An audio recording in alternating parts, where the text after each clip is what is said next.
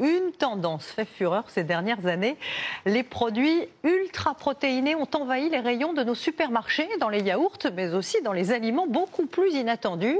Est-ce vraiment efficace ou seulement marketing? Eva Vin et Stéphanie Orgouliscu. Vous connaissiez sûrement les yaourts, les laits de soja protéinés.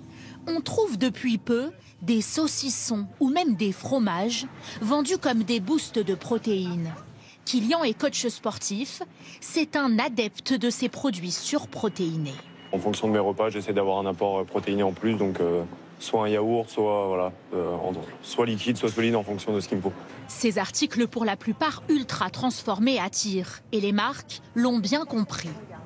Je trouve que c'est plus cher surtout. Prenez ces spaghettis d'une grande marque. Dans ce magasin, les classiques coûtent 2,10 € au kilo.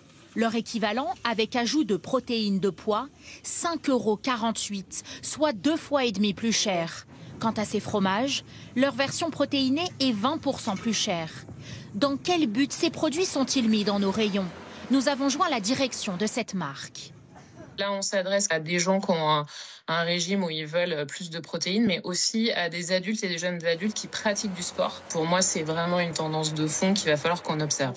Le régime du sportif, un argument souvent mis en avant par les marques. Mais pour cette nutritionniste, des ingrédients sont souvent ajoutés à ces produits. Surtout, ça reste un aliment qui contient énormément d'additifs alimentaires, notamment des nitrites qui augmentent le risque de cancer.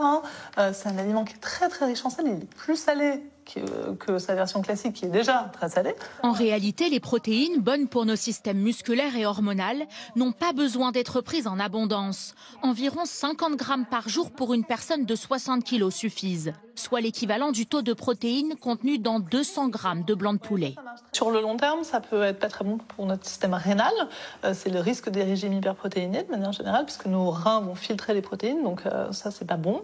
Dans les rayons, pour vous séduire encore plus, l'emballage de ces gammes est particulièrement travaillé. C'est réfléchi effectivement le lien entre la stratégie marketing en accent sur des couleurs très très foncées, plutôt masculines, parce qu'il y a un lien direct qui est fait entre prendre des protéines et faire du sport. Des produits qui coûtent cher, alors pour des plus petits prix, vous pouvez vous rabattre sur le skyr, le petit suisse, le blanc de poulet ou les œufs, naturellement riches en protéines.